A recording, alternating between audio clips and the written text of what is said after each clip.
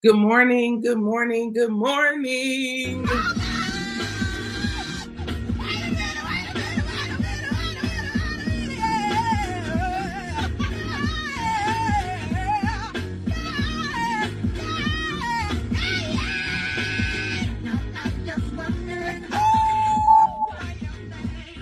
All right. Sorry,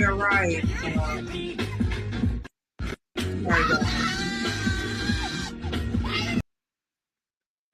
I cannot. I do this every single day, and every single day I'm still looking for buttons, etc. First of all, I think we are on Wednesday, or are we on Tuesday? Today is Wednesday because yesterday was the 15th, was the last day to file taxes, and today is Wednesday. Happy Wednesday, my people. I just would like to say happy Wednesday. I'm so happy to have you with me this morning. Um, Once again, I'm in a very solemn, quiet, spirited place, a place of gratitude. I've been trying to lose the attitude or just have the attitude of gratitude this week, just just spiritually, and how you consume, how you do your daily everything. It's literally, and it's just in the spirit. It lies there, doormat. Your thoughts, your diet isn't just what you eat; it's what you think, it's what you digest, etc. Maddie says, "Where are you?" I am in my home office slash everything. I got t-shirt printers in here. I don't know. um, but yeah, this is my original daily show. Sometimes when you see me other places, I'm at my partner's residence or other, office spaces. But a lot of times I'm here, um, you know, doing my show here. Before I go any further, I just want to say a really quick prayer. Heavenly Father, thank you so much. I really appreciate you for allowing us to see this day. It is because of you that we have access to this day. We're just asking that you touch our lives, touch our hearts, help us in all the areas that we need. You know the desires of our hearts. You know our needs, dear God. We just ask that you be the ultimate source in all things, even peace, God. In your name we pray, amen. That quick prayer is necessary and meaningful. So, I got to make sure that I do that consistently. I saw a few things in the news. I am doing what I said I would do. This is something that I also work on, trying to keep track of what I said I would do. Okay. So I don't know where you're from, but don't forget that, you tune to the Madam President show, and we do this every single weekday, Monday through Friday, 9:30 a.m. Eastern Standard Time for the most part. We may start at 9:38 sometimes, but we try to be done by 10 every single morning.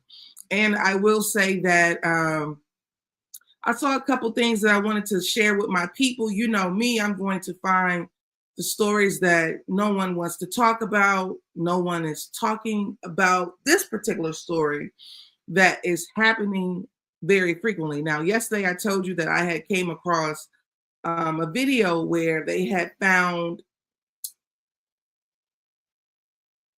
wills and documentation. This was proof, wills of documentation that of enslaved Black people, where to place enslaved Black people. However, I'm not going to start there. I'm going to start with J.P. Morgan and Chase sues customers. Now let me check. Let me let you see this, and here's why I want you to see this, because I want you to see how these people come at. This is how they do about their money. They don't play about their money. And let me tell you something. Do you play about your money? If you don't play about your money, put "I don't play about my money" in the chat, because I want you to see what's going on. JP Morgan Chase sues more customers who allegedly stole cash in the infinite money glitch. Now, mind you, the money glitch was they deposited money in folks' account, or it appeared that these people had a deposit in their account. And behind that it was inaccurate. But let me tell you something, if you give a bunch of folks who ain't got no money some money, they going to get the money. They ain't gonna sit there and let the money just say, hey, we made a mistake. So all of these people went and got money out, and now Chase has built the case and they're suing folks for their own money glitch. So here's what it says. Key points. JP Morgan and Chase this week began suing more customers it has accused of stealing funds from the nation's largest bank in last year's so-called infinite money glitch. The bank is now going after customers who allegedly stole amounts below $75,000, which means it is filing complaints in state courts instead of the federal venues it chose last year.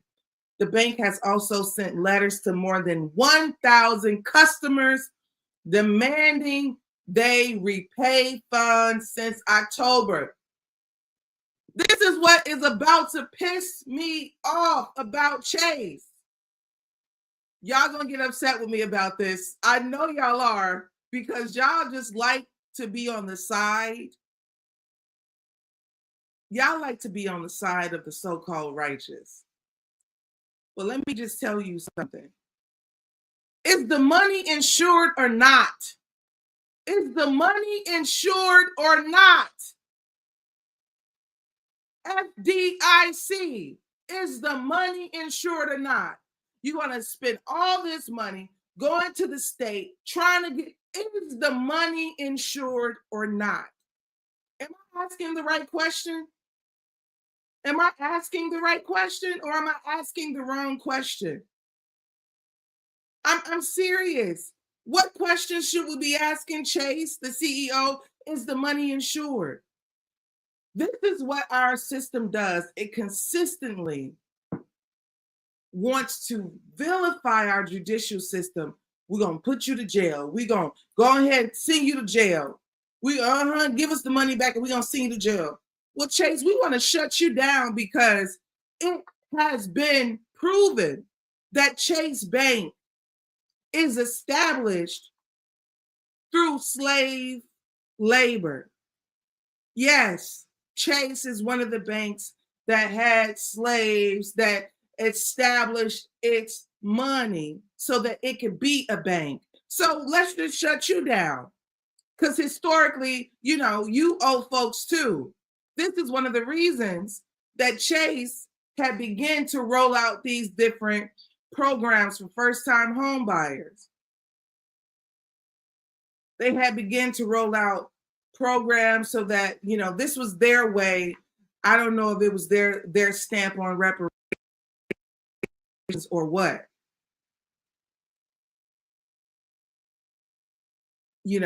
But let's just say that, they rolled it out for that purpose.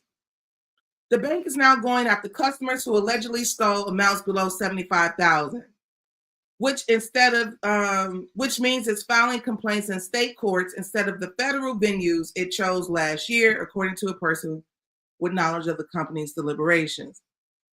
The glitch went viral in late August, and videos posted on social media allowed customers to withdraw the entire value of a fraudulent check before it bounced.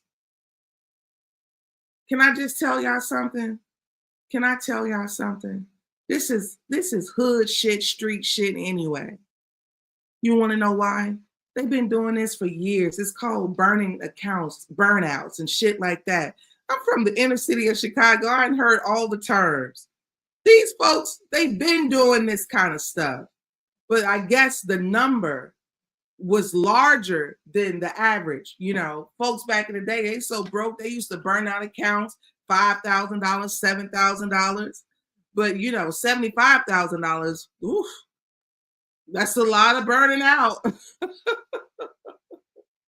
So by the time the check bounced 6 days later, a series of cash withdrawals at 2 Chase branches in the state totaling $82,000 500 had been made, according to the bank. The accused, whose name is being withheld by CNBC until she can respond, owes the bank $57,000 and hasn't complied with requests to return the funds, according to the lawsuit. Besides the Georgia case, the bank is filing lawsuits in state venues in Miami, Florida, Bronx, New York, and 2 Texas counties, said the person who declined to be identified, speaking about the bank's plans. The episode highlights the length JP Morgan will go to claw back funds it is owed and to deter future crimes. The bank looked at thousands of potential cases, choosing to litigate the largest amounts with the clearest pattern of theft. Somebody put "stop stealing" in the chat. Somebody put "stop stealing" in the chat. Stop stealing.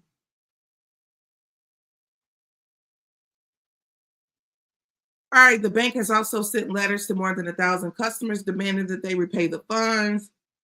According to a person at New York-based bank, it stated, "We're still investigating cases of fraud and cooperating with law enforcement." Can I just tell you, it ain't worth it. Think about this. You burn an account, you get $60,000. What the hell are you buying? Now, mind you, I can think of all types of things that I can get for $60,000. But like, come on now. Just randomly taking $60,000 and like going to Miami, having a kicking it. Stop stealing. Give folks that money and figure this out, because they on your ass like back pockets. Okay? They on you like back pockets, and it ain't worth it. We can legitimately figure out how to make money. Now, I'm not trying to front, 60K is a lot of money if you're broke and you don't have no money. 60K you can do a whole lot with. But the issue is, you get 60K and you spend it so quickly that you can't recoup it quickly. That means you probably spent a lot of money here and there on a bunch of stuff where you can't take this one big, large purchase, and return the money. 5,000 here, 7,000 here, but that's another story for another time. I want to share with you something else as we move on. So what do you think? I think that if the money is insured, give the people whatever the citation is, also close the accounts. And if you can figure out restitution, fine. But I am not about putting people in jail because they've done something wrong and you didn't like it, or they stole money from the bank.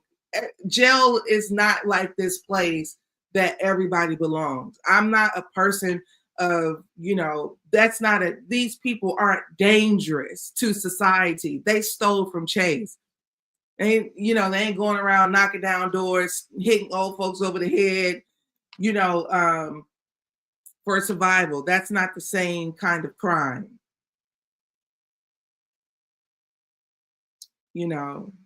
So all that to say, we're going to move on. I really want to show you this story because it was a really good story. I wanted you to see the wills that were left behind for enslaved African-American people. So I'm going to share this video with you. I'm sharing it right now. This is the video. I'm trying to figure out, there was another video I wanted to share with you, but let's start here. Discovered from back then, where slave owners wrote what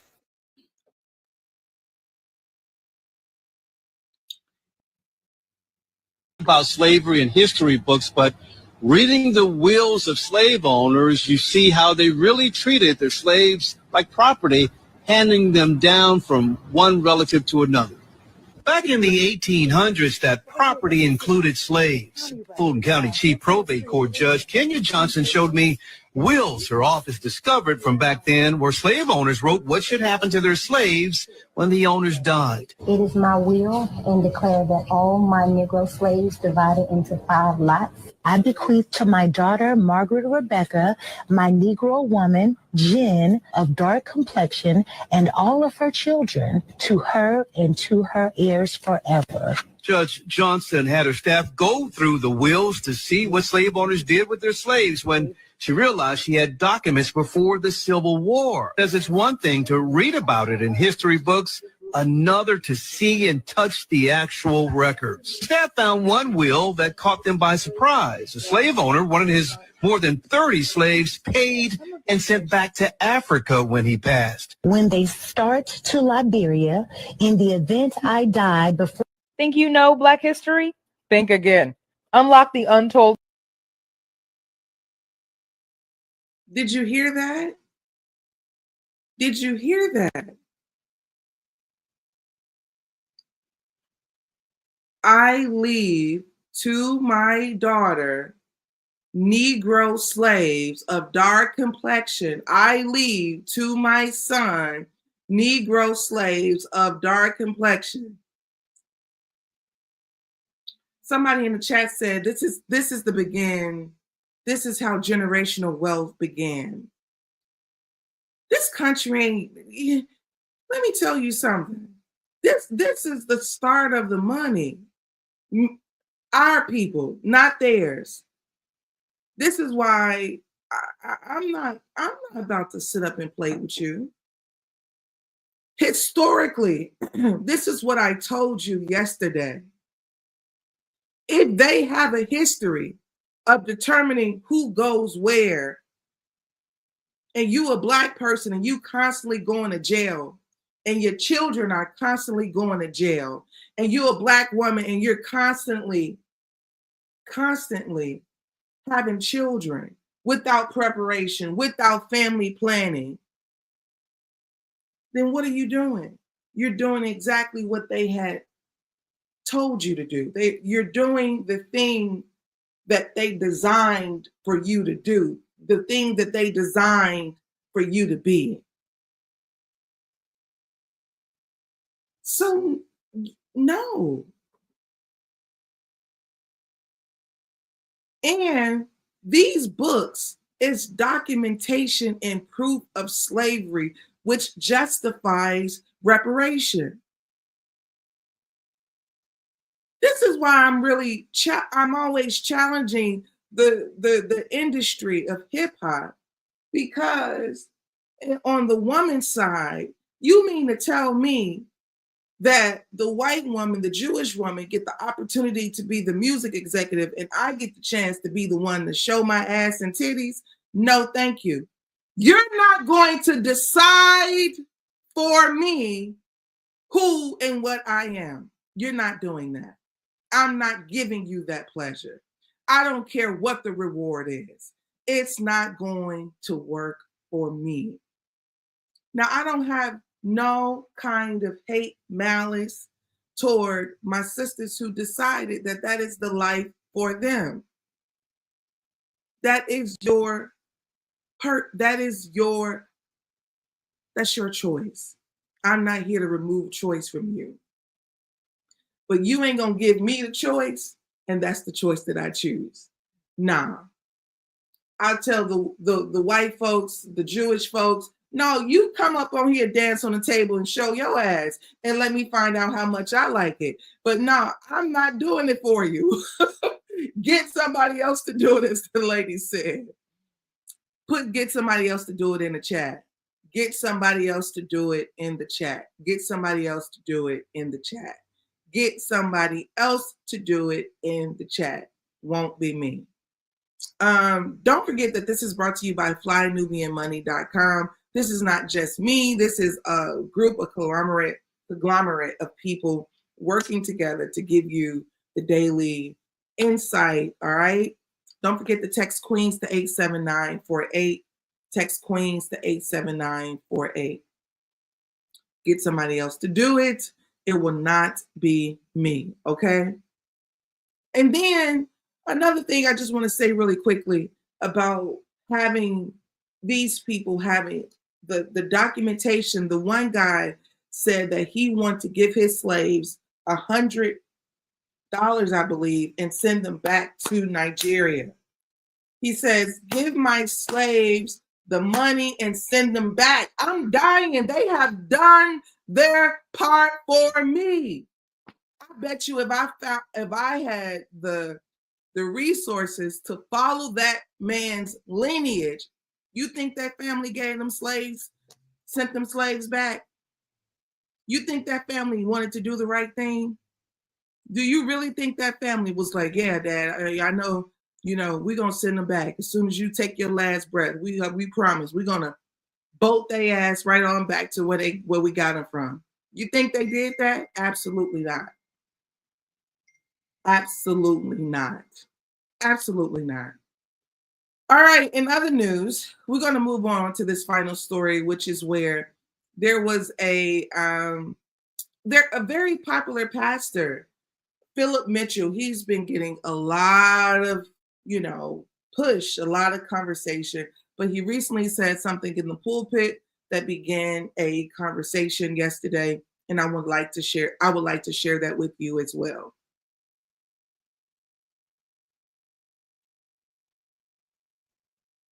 Towards authority. All right, let me know if you can see it. Let me know if you can see it and hear it. Stop blaming white cops for the killing of black kids. Instead, teach your black children to be obedient towards authority. And I don't care if most of y'all are black. You need to teach your children to obey authority. We need to teach our sons and daughters to obey authority. We need to teach our children to not fight against authority, not fight against cops, not rebel. Be model citizens. Stop being rebellious towards authority.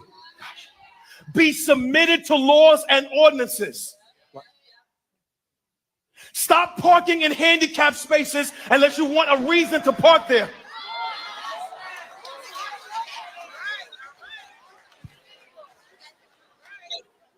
Pay your taxes and stop cheating on your documents. I'm going to go deep. I'm about to get everybody mad. Stop bending your numbers. Watch. The Lord said, give back to Caesar what belongs to him. Stop blaming white cops for the killing of black kids. Instead, teach your black children to be obedient towards authority. And I don't care him. That is, be submitted to governmental authority. See, now watch. I see all of y'all looking at me. So the challenge is a lot of times, trying to digest everything that a person says, and also trying to take the piece that makes sense. Teaching children to be submissive to authority. Yeah, but that shouldn't cost them their life, their dignity, their, respect in general. Like if a young man is just stopped and searched, like we talking about real life issues. And a lot of times, we will just simplify everything. I agree with respecting adults, all of them. I agree with that. I grew up on that. My grandmother, she comes in and she says, hey, this is how it goes. This is how it goes. That's Big Mama. Who's stopping her? I agree with, respecting adults. I am a grown woman, grown, but when my mother comes to town, she has a way of being the mother. There is still respect there because she's my mother. In fact, sometimes I'm like, Mama, don't visit right now. I'm not in the mood. I'm not in the mood to be second in my own house. That's the reality. It's that respecting authority is not a bad thing. We have to have respect for authority. Now, it is also imperative that preachers and teachers teach and preach the gospel in which they are not afraid to talk to authority. Talking to my son, talking to my daughter, that's the easy sermon. But when you got to talk to that white man about his vile behavior toward the people in his community, that's a different sermon. Do you have the courage, the knowledge to do that? You talked about people paying taxes. Do you have the courage and the knowledge to fight against the system that's taking people's taxes and not properly dispersing it where it should be? Do you have the time, the knowledge to go after the system that created the nuance that Black children don't respect authority? Black children respect police authority no different than white children. I don't know if you noticed, but bad attitudes is embedded in American culture. The children are stressed out. I talk about this all the time. The children are just as stressed as the grown folks. If you're a grown person and you walking around and you got a bad attitude, I can guarantee you so does your children. If you're a person who got a pretty upbeat, healthy, mannerable attitude, 9 times out of 10, so does your children. Because children are what? They're sponges. They're going to do exactly what the parents typically do. I am no child expert. I do not have children. Therefore, there is some elements of parenting that I 100% don't fully connect with, because obviously, you know, as a parent, parents are constantly taking care of children in good ways, bad ways, sideways, up and down, round and round. Parents are constantly taking care of children. But when I saw this, I wanted to read you some of the stats that I read regarding Black teens, because this was important to me. You know, telling Black children, you know, to, you know, respect authority and don't be mad, you know, when white cops shoot Black kids. Stop blaming Black cops. Stop blaming white cops for shooting Black kids. Huh? That's crazy. That's crazy. You saw the video of the brother from New York where these cops whooped his ass. He was handcuffed to a bed. This consistency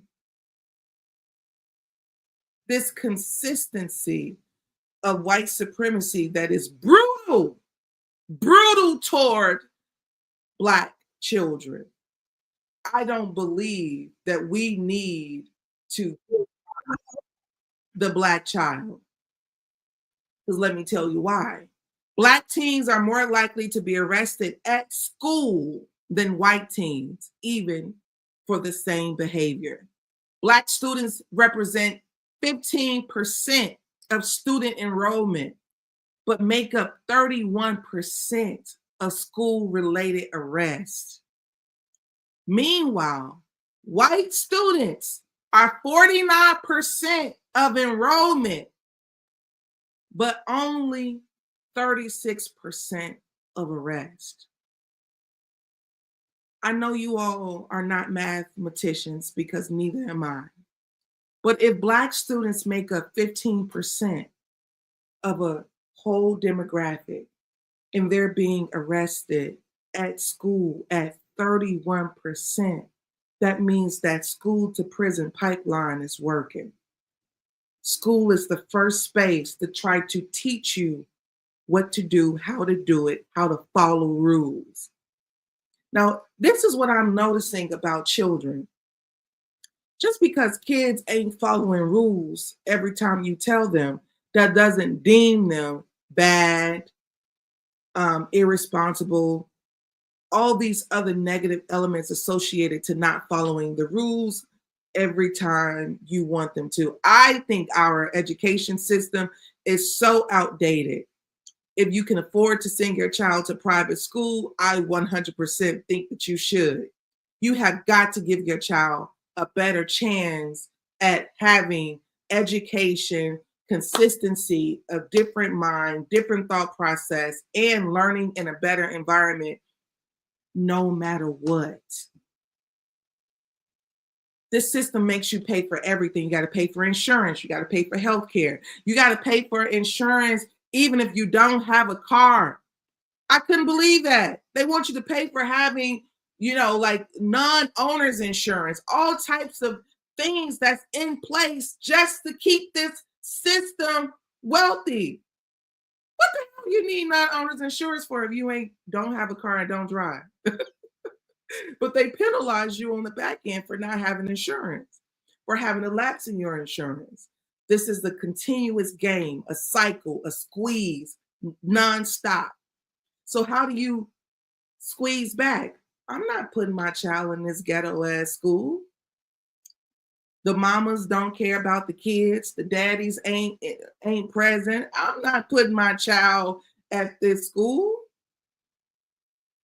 Anyways, something else that I wanted to share you with some more facts. Black teens are more likely to be charged as adults, even for non-violent crimes. It will be appropriate for a pastor to really talk about the deficit that's happening with Black children, Black boys. In my book, I have a poem called This is for Khalif, a system that failed a Black teen, tried to make this kid, he was about 15 years old, walking home from school, had a backpack. They pulled him over, tried to make this kid say that he stole the backpack. This really makes me sensitive. He refused. He refused. He refused. He says, no, man, this is my backpack. I'm not saying that this backpack was stolen. He said, this is mine. I ain't steal nobody's backpack. I'm just coming home from school. And this is what's so profound. He refused. He refused. He refused. He refused. They roughed him up. Come on, sign it. Say you stole the backpack. He said, no, this is your system. Your vile and dirty and ugly and malice system that has to get they have to fill up prisons no matter what. No matter if a kid is innocent, they still have to fill up the prison system no matter what. And you got a pastor with a congregation full of dummies, just dummies, people that will sit and listen to anything that has a biblical knowledge. Yeah. Who's gonna fight the real system? Who's gonna fight the real system?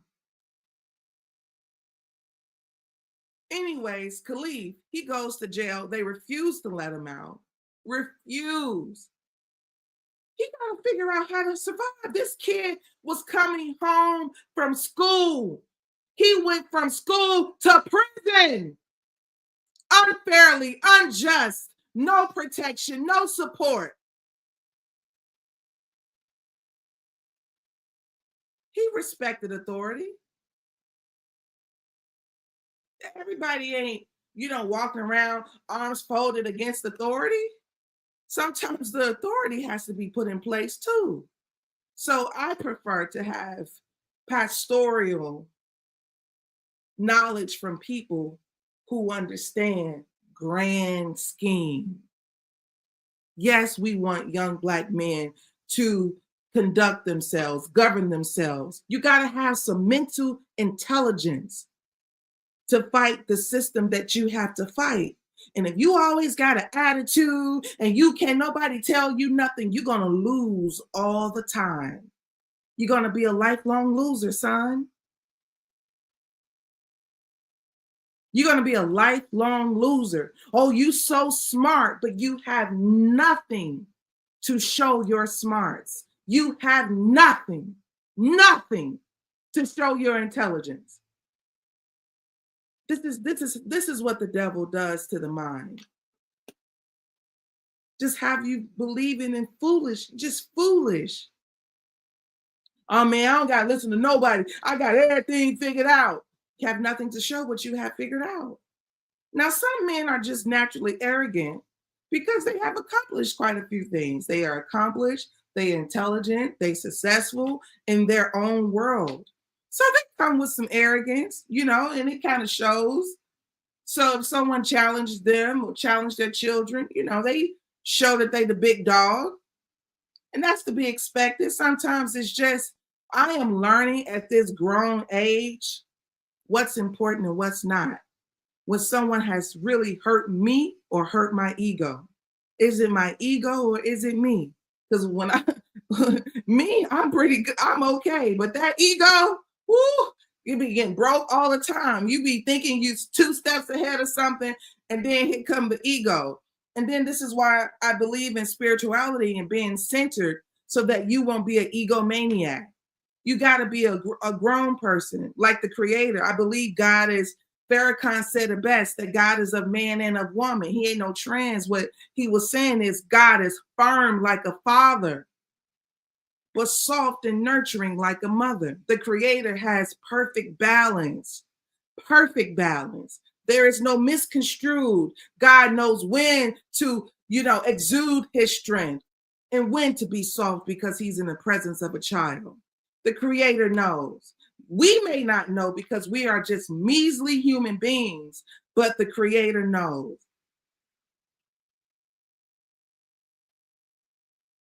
So I just want to say that Black teens are more likely to be charged as adults, even for nonviolent crimes. According to Sentencing Project shows, Black youth are 4.1 times more likely than white youth to be incarcerated. And Black teens are more often tried as adults, especially in states with direct file policies. Some of y'all got teens in states that you just gonna have to move. You're gonna have to get out of them. You got these kids, they don't got a lot of balance. And the reason that your children don't have balance is because, there is no, you're just a single mother. And and I'm not giving you a hard time for being a single mother. I think from a societal standpoint, it's unfair. In fact, I'm going to rephrase that. I don't believe in single mothers because if there's a single mother, there's a single father somewhere. So you are the sole responsible person for raising boys in some cases. And that's a hard task. You have to go hard to get this boy, young man, into a community. Now, this is the hard part of healthy men. Healthy men. I don't want my son around any man because he's a man. I need my son around healthy men, healthy-minded men. And I realize that these men don't have to be perfect and they don't have to be rich. They have to be healthy. A lot of us, I keep telling you that our grandparents put us up on a lot of game. We had grandparents and parents that gave us knowledge to go out and keep jobs that the degrees had gave us the paperwork to go and get. So we were dealing with the subject matter that the degree got us, but then when we dealing with the people, we dealing with how our parents raised us. It's different. This world is a beast. It's coming from all different ways.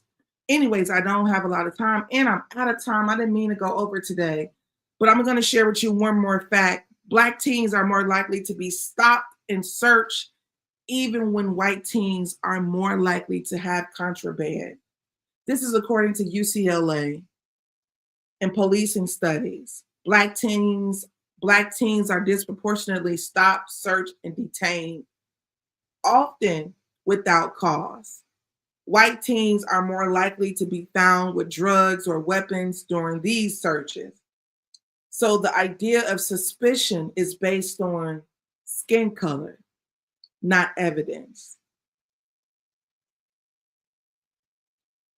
Respecting authority should not come at the cost of dignity or justice. Black teens need more lectures. They don't need more lectures. They need protection from a system that's built to punish them from the start. That's also a thing. All right, don't forget I'm Madam President with a Z. I do this weekly, Monday through Friday, 9:30 a.m. Eastern Standard Time. I thank you for being with me this morning. If you want to support me, feel free to go to madampresident.com, sign up for all things Madam President. Go to madampresident.com and you'll have a good time there. And then I'll see you again on tomorrow. All right. I really appreciate you. And I will see you tomorrow. Have a good day. I'm out.